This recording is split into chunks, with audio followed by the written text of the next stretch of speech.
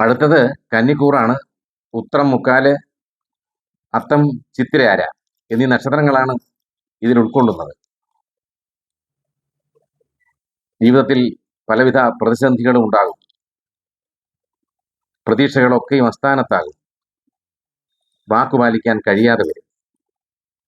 അകാരണ ഭയം ജീവിതത്തെ അലട്ടും. ശത്രുക്കൾ ശക്തരാവുകയും മാനഹാനി ഉണ്ടാകത്തക്ക രീതിയിൽ അവർ പ്രവർത്തിക്കുകയും ചെയ്യും. അതുകൊണ്ട് വളരെ സൂക്ഷിച്ച് പ്രവർത്തിക്കുകയും ഇടപെടുകയും ചെയ്യുക. കുടുംബത്തിൽ സ്വസ്ഥത കുറയും. അയൽക്കാരുമായിട്ടൊക്കെ അഭിപ്രായ വ്യത്യാസങ്ങൾ ഉണ്ടാവുകയും അകൽച്ച ഉണ്ടാകാനുമുള്ള സാധ്യതകളൊക്കെ ഉണ്ട്. അപകടങ്ങളിൽ ഒടിവ്, ചതവ് എന്നിവയൊക്കെ ഉണ്ടാകാതെ സൂക്ഷിക്കണം.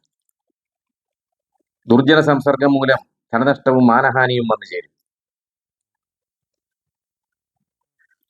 സഹപ്രവർത്തകരുമായി തർക്കങ്ങൾ ഉണ്ടാവുകയും അകൽച്ച ഉണ്ടാവുകയും അധികാരവർഗത്തിന്റെ ഇടപെടലൊക്കെ ഉണ്ടാകാനുള്ള സാധ്യതയുമുണ്ട്.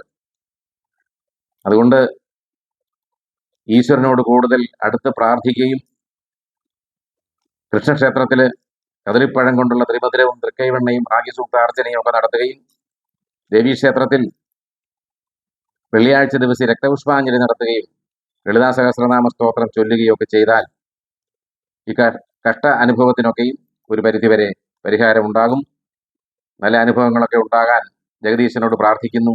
നന്ദി, നമസ്കാരം.